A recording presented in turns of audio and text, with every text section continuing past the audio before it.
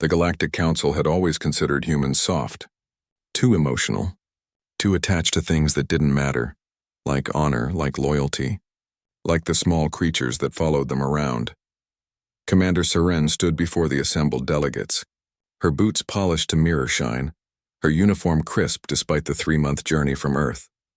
At her feet, as always, sat Kiro, the Vakrian cub. No, not a cub anymore, though she still called him that, rested on his haunches, golden eyes half closed, seemingly bored by the proceedings. The human brings a pet to the War Council, Ambassador Thexila clicked, his mandibles spreading in what passed for arachnoid amusement. How quaint. Serene didn't react. She'd learned long ago that reactions were what they wanted, proof that humans were too emotional for galactic leadership, too soft for the hard decisions that war demanded. The Kresh Dominion has breached the outer rim, she said simply, pulling up the holographic display. Red markers bloomed across star systems like blood in water. They've already consumed the Paleon colonies. The Terran Protectorate requests authorization to engage. Denied, came the synthesized voice of High Chancellor Vorin. Humanity will defend its own borders. The Council worlds are not your concern. Cairo's ear twitched. Serene noticed, as she always did. But she simply nodded, collected her data slate, and left the chamber. Behind her, none of them noticed the way Kiro's lips had pulled back from his fangs. The Vakrians were an old species, ancient even by galactic standards. They had watched empires rise and fall, had seen the birth and death of countless civilizations. They were apex predators on a world so hostile that most species couldn't survive a single planetary rotation there. They had, for reasons the galaxy never quite understood, chosen humanity. Centuries ago, when humans first stumbled into space with their primitive fusion drives and optimistic hearts, they'd encountered the Vakrians, not as enemies. Vakrians didn't fight unless threatened, but as something else. Something the galaxy didn't have a word for. Humans called them friends. The Council called them pets. Seren's ship, the Indomitable, hung in orbit above Sanctuary Station. She sat in her quarters staring at the tactical display. The Kresh were advancing. 3 more colonies had gone dark in the past week. The door chimed. Enter. Kiro padded in, no longer alone. Behind him came 12 more. Vakrians in the prime of their lives, each standing nearly 2 meters at the shoulder, their fur ranging from midnight black to storm cloud gray. Each wore the modified combat harness that Seren's engineering team had designed.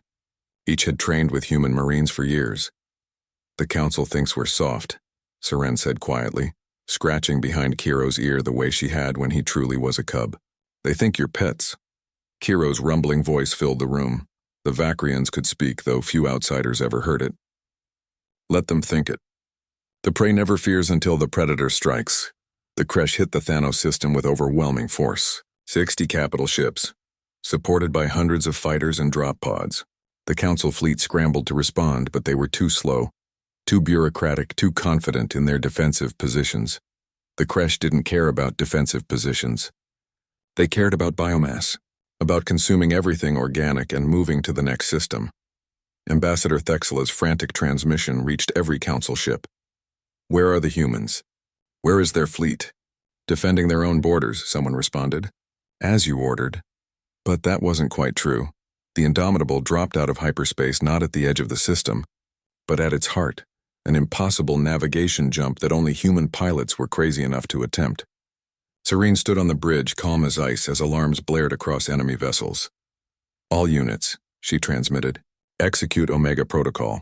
The transport bays opened. What emerged wasn't what the Kresh or the Council expected.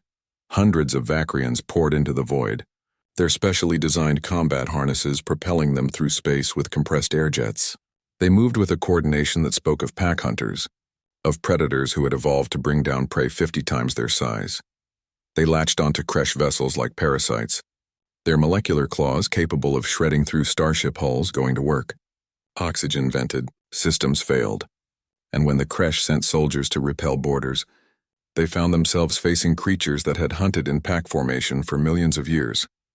On the bridge of the Kresh flagship, the Dominion Lord stared in horror as something massive and dark appeared in his peripheral vision. Kiro stood there, having torn through 3 decks to reach this point, his golden eyes bright with purpose. You should have listened to the human, Kiro said simply. Before the Dominion Lord's world went dark, the battle lasted 4 hours. When it was over, the Kresh fleet was scattered wreckage. Not a single council ship had been destroyed. The Vakrians had eliminated the threat with surgical precision, then returned to their transports as if they'd simply been out for a hunt.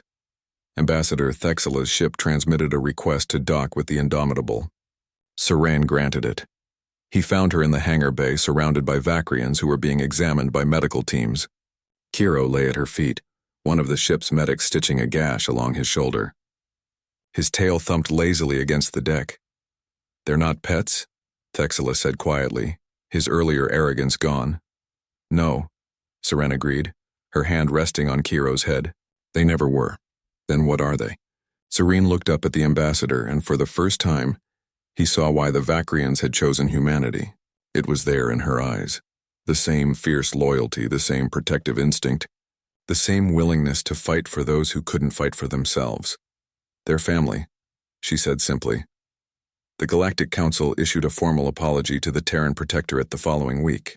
They also issued new regulations about what constituted a pet versus a strategic alliance. But Seren wasn't in the council chambers to hear it.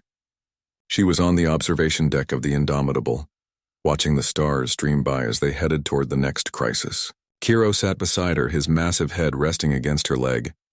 "They'll never truly understand," Kiro rumbled. "No," Seren agreed, scratching behind his ear. "But they don't have to. As long as they remember." "Remember what?" "That the cubs who sat at humanity's feet weren't waiting for scraps." Seren smiled, fierce and proud. They were waiting for the hunt. Behind them, in the shadows of the observation deck, 11 more pairs of golden eyes gleamed in the darkness. Waiting. Watching. Ready.